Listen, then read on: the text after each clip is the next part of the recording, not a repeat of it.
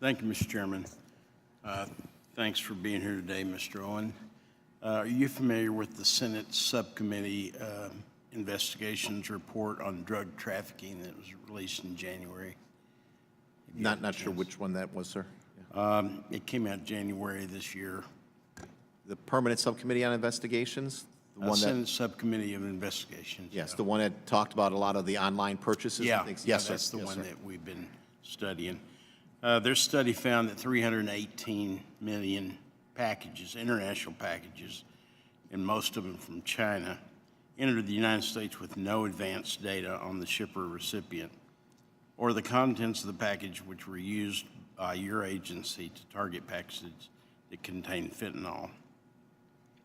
Mr. Clinton, Mr. Cintron, the Postal Regulatory Commission's annual compliance determination report disclosed that of those 318 million packages, there was basically a $170 million loss by the post office last year alone. We've written a letter to Mr. Marchant asking him to look into this matter and to ask him why we continue to cooperate with the postal agreement that basically binds us to these lower cost packages. So the way we begin to look at it is if many of these packages contain illicit drugs, if most of these packages contain something we really don't want shipped into the United States, why in the world are the United States citizens, people that buy stamps, people that use postal, why in the world would we be subsidizing the very sending of those packages to the United States? Yeah, I'll try and answer that. Not the subject matter expert on all of the rates as how they apply. Familiar with the report would say that it identifies one stream of mail coming into the country. We would be looking at international with all of the pieces that are involved with it.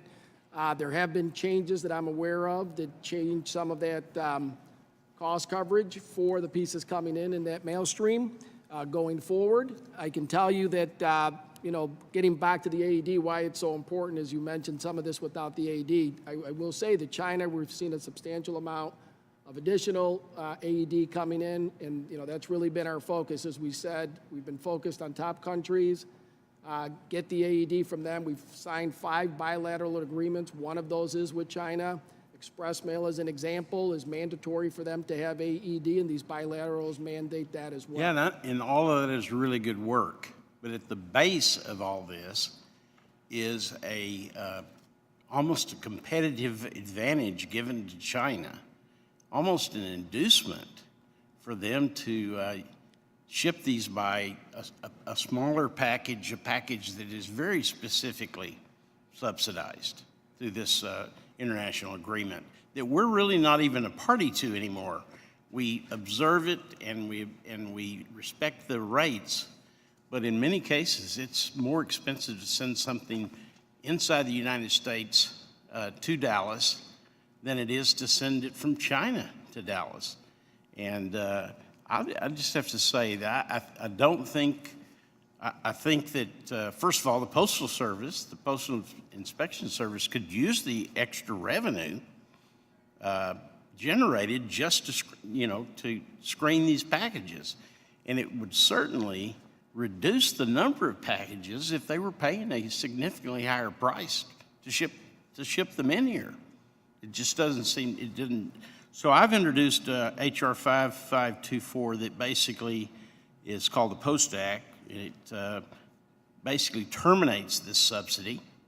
I believe that if the Postal Service wanted to use that extra money to bring about the services, employ the people to interdict this stuff, that'd be a decision of Congress, but it would certainly be something that the United States citizens would feel a whole lot better about than if they knew that these millions of packages were coming in from China, and I would say a great deal of them have these drugs in them.